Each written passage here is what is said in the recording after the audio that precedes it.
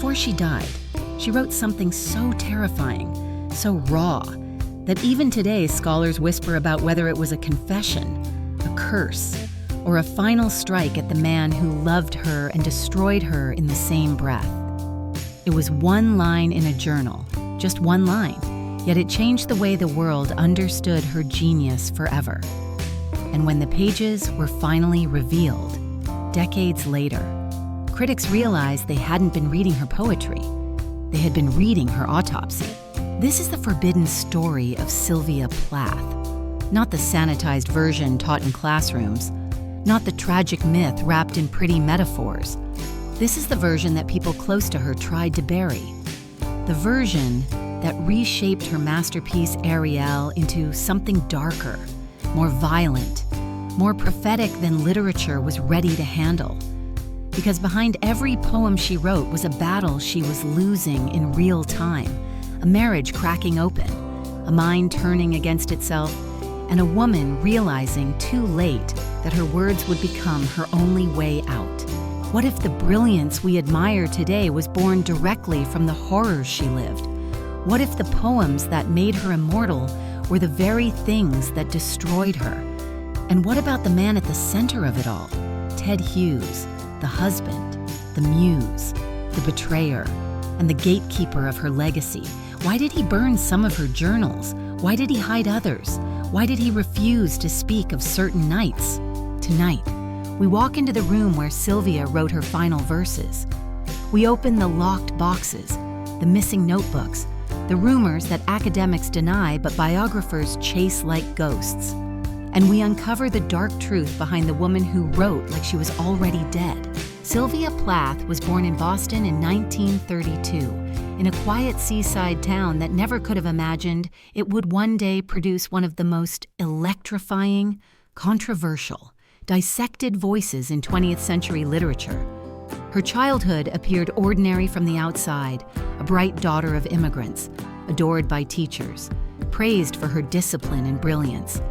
Yet beneath this calm exterior lay a simmering unrest. The early death of her father, Otto Plath, carved into her psyche a wound she spent her entire life writing around.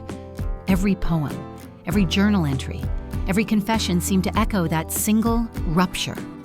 Her world, built on perfection and control, cracked far sooner than anyone realized. The 1950s were not a forgiving era for a woman who wanted everything: intellect, ambition, romance, domesticity, artistic freedom. Sylvia wanted all of it at once, and the world wanted her to choose. When she entered Smith College, she was already a star. Her professors revered her. Magazines published her work. But her journals hinted at something darker, a young woman terrified of the expectations placed upon her, haunted by the feeling that brilliance meant nothing if she failed to play the role the world demanded. In private, she wrote that she felt like a glass doll, beautiful from the outside, splintering from the inside. Then came Cambridge. Then came the man who would change everything. Ted Hughes, charismatic, volcanic, towering in presence and ego, entered her life like a force of nature. Their meeting has been romanticized endlessly, the famous bite on the cheek, the instant recognition, the wild and magnetic pull between two poets who believed they were destined to burn together. But the truth is far more complicated. From that moment on, Plath's destiny ceased to be entirely her own. In the literary scene of the late 1950s and early 1960s, Hughes and Plath were the golden couple. Two rising stars, two meteors streaking across the British poetry world. They were celebrated, envied, mythologized. But behind the applause, the marriage was collapsing under the weight of ambition, jealousy, betrayal, and a darkness neither of them could outrun. To many who knew them, it was clear there was never enough oxygen in one life for two such consuming flames. The early years of their marriage were deceptively peaceful. They lived in the English countryside, writing side by side, supporting each other's work with fierce devotion. Sylvia typed Ted's manuscripts, organized his submissions, pushed him to greatness. Ted, in turn, encouraged Sylvia to unleash her wildest voice, urging her to write with less polish and more brutality. But envy seeped in quietly. Ted's success outpaced hers. Editors called him the new voice of British poetry. Reviewers praised his masculine force. Sylvia, meanwhile, felt herself fading into the background of her own life. By 1962, the cracks were no longer hidden. A series of unexplained trips, late-night absences, and veiled suspicions grew into something undeniable. Hughes's affair with Assia Wevel, a woman as magnetic and troubled as Sylvia herself, detonated the fragile world Plath had constructed. Friends recall Sylvia transforming in those months, more urgent, more intense, more prophetic. She wrote as if she knew time was running out, but the tragedy did not end with betrayal. Something far more disturbing lingered between their lines. Sylvia believed she was being eclipsed. Ted's fame overshadowed her. The literary world adored him. She feared she was becoming the footnote in her husband's biography. And yet, in those same months, she wrote the poems that would make her immortal. Ariel was born in the shadow of her collapse, a collection so scorching, so alive, it felt like a resurrection performed by someone already halfway gone. The London of 1962, 1963, brutally cold and unforgiving, witnessed Sylvia's final transformation. Living alone with two small children, struggling with poverty, isolation, and mental chaos, she wrote with superhuman intensity. Each poem felt like a fragment of a confession she couldn't say aloud. Each line carried the weight of something she wasn't yet ready to admit. She was preparing for an ending. But the world would not learn the truth until the journals were opened, the missing pages discovered, and the rumors surrounding her last months began to pulse beneath the surface. Ted Hughes was not merely a figure in her life. He became a gatekeeper of her myth. After her death, he controlled her manuscripts, curated her image, destroyed some notebooks, and sealed others. For decades, scholars questioned what he erased. What secrets were in those pages? What truths about their marriage, their fight, their nights of despair were deliberately left in the dark? This is the setting. A brilliant poet in a collapsing marriage, a literary world dominated by men, a private life unraveling faster than she could write it down, and a body of work so explosive it seemed impossible that one woman could have created it in such a short, tortured span of time. And at the center of it all lies the secret, the hidden truth that shaped her final days and reshaped her legacy for generations. Sylvia Plath's story did not begin with tragedy. It began with precision, hunger, and an almost frightening determination to excel. From the time she was a child, everything she touched was a competition she intended to win. She memorized poems before other children could read. She submitted her writing to magazines before most classmates had learned what a submission letter was. Success, for Sylvia, was not optional. It was survival. Her early life moved along a polished trajectory: prestigious schools, awards, scholarships, admiration. But tucked within the neat lines of her accomplishments was something else, a growing fracture that no one seemed to notice. She kept journals with obsessive regularity, charting every doubt, every fear, every moment of self-loathing. Beneath her bright exterior, Sylvia was already fighting shadows that never stopped whispering. The first major rupture came in 1953. After failing to get into a writing course she desperately wanted, she spiraled into one of the darkest depressions of her life. Her suicide attempt, carefully planned, meticulously executed, shocked her family and friends. Newspapers reported her disappearance with breathless urgency. For the world, she was a missing girl with a promising future. For Sylvia, she was a ghost in waiting. When she was found and hospitalized, she emerged changed, more brittle, more determined. more aware of her own darkness. That experience would one day become the bell jar, but at the time, it was simply the closest she had come to crossing the line between living and leaving. Then, at Cambridge, she met Ted Hughes. The beginning felt like a fairy tale written by someone who didn't believe in fairy tales. The attraction was immediate, ferocious, almost violent in its intensity. She once described their first meeting as a physical collision of energies. He bit her cheek. She stole his cigarette. They married within months. The literary world loved the story. Two prodigies falling into each other like fate. But those who knew them sensed something else, a storm forming behind the passion. Their move to the countryside seemed idyllic at first. Both wrote with feverish focus, feeding off each other's ambition, but the imbalance crept in slowly. Sylvia worked tirelessly to support Ted's career, often sidelining her own. She typed his drafts, mailed his submissions, organized his readings. She believed in him, sometimes more than she believed in herself. And when the accolades came pouring in, they came mostly for him. Jealousy was natural, but in Sylvia's case, it ignited old wounds. She feared abandonment. She feared erasure. She feared the same silence she had felt after her father's death, an absence so total it reshaped her world. For Sylvia, love and fear were always intertwined. Every success of Ted's felt like a reminder that she was not enough. The initial incident that shattered the delicate balance came in 1962. Sylvia discovered Ted's affair with Assia Wevel. There had been signs, the long absences, the passionate letters written behind her back, the charged glances others had quietly noticed. But when the truth finally surfaced, it detonated everything she had tried to build. Friends described Sylvia as electrified with grief, burning with clarity. She kicked Ted out of the house, but the emotional damage was far more permanent. The betrayal cracked something inside her that had always been fragile. The collapse of their marriage was not quiet.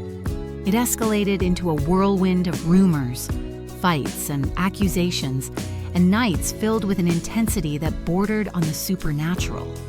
Neighbors reported hearing shouting to crying and doors slamming. Sylvia's writing turned sharper, more prophetic, filled with images of fire, slaughter, rebirth, and vengeance. Ted's work, too, darkened. But while Ted moved in with Assia, Sylvia faced the realities of raising two small children alone during one of the coldest winters England had seen in decades. Money was tight. The pipes froze. The house was drafty. Depression wrapped around her like the London fog. Yet somehow, she wrote. She wrote like a woman possessed. In just a few months, she created the poems that would define her legacy. Lady Lazarus, Daddy, Ariel, Fever 103 Degrees. Each poem felt like a scream carved into paper. Her rise and fall intertwined so tightly they became indistinguishable. Every moment of collapse fueled her art. Every poem pushed her deeper into a psychological chasm she could not escape. By January 1963, she was writing poems that sounded like goodbyes. She left clues in her journals. She made arrangements for her children. She wrote as if she understood that the literary world would only read her once she was gone. The climax came on February 11, 1963. It was a freezing morning. She prepared breakfast for her children, sealed their room with towels to keep them safe, then turned the gas on. The world lost her in silence. But when her words resurfaced, they roared with the force of a life lived on the edge of revelation. But her death was not the end. It was the beginning of the storm. Ted Hughes inherited her unpublished work, her journals, her notebooks, and it was here, after Sylvia's fall, that the darkest rumors began to gather. Why did he burn some of her journals? What was written in the missing final notebook?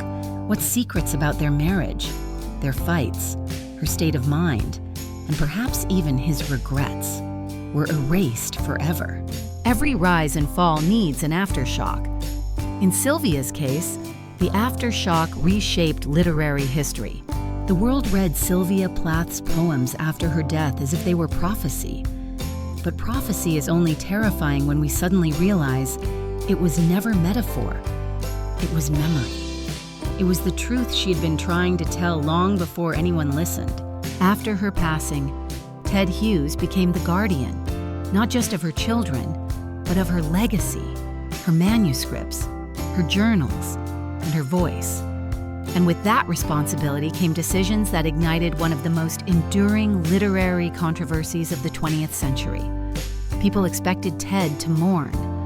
They expected him to protect her memory. They did not expect him to burn her words. Yet, that is exactly what he did. Hughes admitted he destroyed one of her journals from the final months of her life because he wanted to protect the children. But biographers, scholars, and readers have always questioned that explanation. What could be so dangerous, so revealing, so unforgivable, that the world was never allowed to read it? What confession did Sylvia write that Ted Hughes, man of myth, ego, rage, and sorrow, refused to let survive? The answer lies not in what remains, but in what's missing. There were 3 journals from the last years of Sylvia's life. One was sealed for decades. One vanished, perhaps stolen, perhaps hidden, perhaps destroyed. And one was deliberately burned. The missing pieces created gaps so unsettling that critics pieced together the truth from letters, drafts, and eyewitness accounts. The truth was this: Sylvia Plath felt hunted by her own life. She felt rejected by the man she adored. She felt erased as a wife, swallowed as a mother, dismissed as a writer. Her poems were not metaphors, they were warnings. She wrote about rising from the ashes because she felt herself burning alive. She wrote about betrayal because she woke up every day with its taste in her mouth. She wrote about dying because she was already planning how to make it painless for the children sleeping in the next room. And yet, buried in all this darkness, there was something more complicated, more human, more devastating. She still loved Ted Hughes, with a love that was volcanic, destructive, uncontainable, a love that would haunt both of them forever.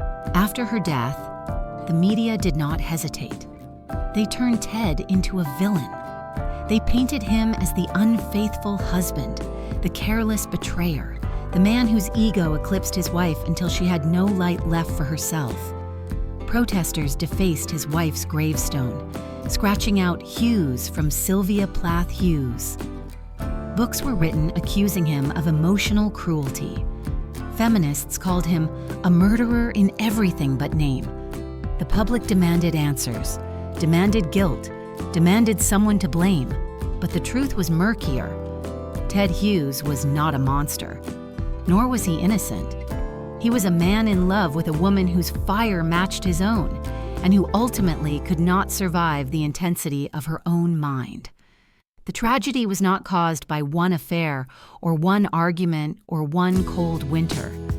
It was the result of years of pressure, fear, ambition, longing, and the invisible war Sylvia fought inside herself, a war no one could win.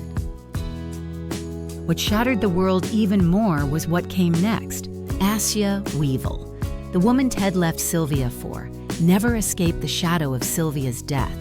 6 years after Sylvia's suicide, Assia killed herself in almost the exact same way, turning on the gas, sealing the room, and she took her 4-year-old daughter with her.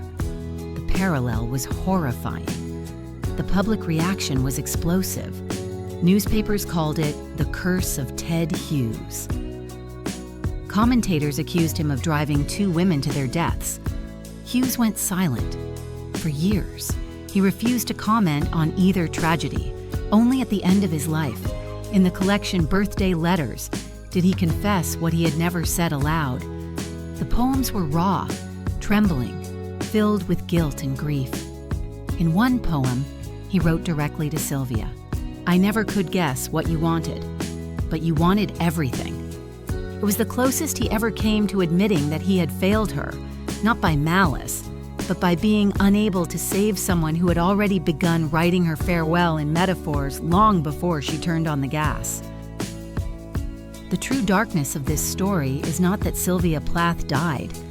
It is that she left behind a body of work so brutally honest that the world spent decades trying to understand whether it was poetry or testimony, whether it was art or evidence, whether those final months represented a woman losing her mind, or, more chillingly, a woman seeing her life with unbearable clarity.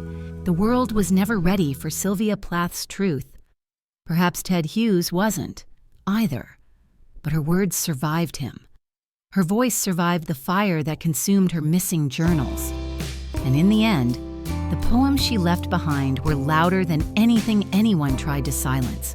Looking at Sylvia Plath and Ted Hughes now, through the long shadows cast by their work and their lives, it becomes impossible to reduce either of them to the simplistic labels the world once tried to force onto them.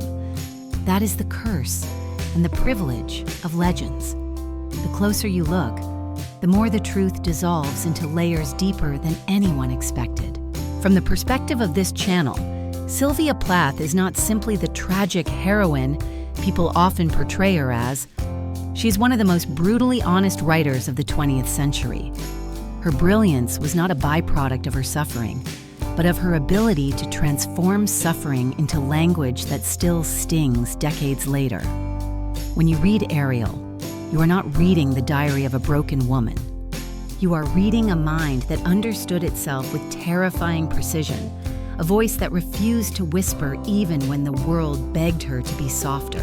And yet, it would be dishonest to pretend that her pain did not shape her art. It absolutely did. But what made her extraordinary was that she took her pain, a pain many people would have hidden, and turned it into something that transcended her. Her poetry did not simply explore trauma, it illuminated it. She made the invisible visible. She gave the unspoken a tongue. And that is why readers feel not just moved by her work, but almost implicated in it, as if they have stepped inside the private rooms of her mind. Ted Hughes, on the other hand, remains one of the most polarizing figures in modern literary history. For some, he is the villain of Sylvia's story, the betrayer, the gatekeeper, the man who lit the fuse that ended in tragedy. For others, he's a deeply misunderstood poet whose own life was scarred by the weight of two women he could not save, two women who loved him fiercely and fell apart in ways he could not foresee. The truth, perhaps, lies in the space between these two extremes. Ted Hughes was a man whose ambition matched Sylvia's, whose passion equaled hers, and whose flaws collided disastrously with hers. His decision to burn a journal will always be controversial. His affairs will always cast a shadow over his brilliance. But his final poems show something that should not be ignored. Remorse, grief, recognition, a voice breaking under the weight of memory. If Sylvia Plath wrote her tragedy in ink, Ted Hughes wrote his in hindsight. As for their literary works, Ariel, The Bell Jar, Birthday Letters, Crow, they form one of the most haunting and intertwined legacies in literature. Their voices speak to each other across decades, across death, across silence. They form a conversation about love, betrayal, ambition, art, and the unbearable pressure of being human in a world that demands too much and understands too little. What this channel sees most clearly is that the Plath-Hughes story is not a cautionary tale about marriage or madness or fame. It is a reminder of how fragile artists are beneath the brilliance we admire. Their work endures because it came from a place of raw truth. And truth, no matter how painful, is what keeps legends alive. But what about you, the audience? What do you see when you revisit their story? Is Ted Hughes a tragic figure or a guilty one? Is Sylvia Plath a martyr of her time or a visionary whose voice was too powerful for the world she lived in? Do you read Ariel as poetry or as prophecy? Do you believe the missing journal held secrets that could have changed everything? Different viewers will feel different things: anger, sympathy, awe, sorrow. And that is exactly why their legacy endures. Legends survive because they provoke. Secrets survive because they haunt.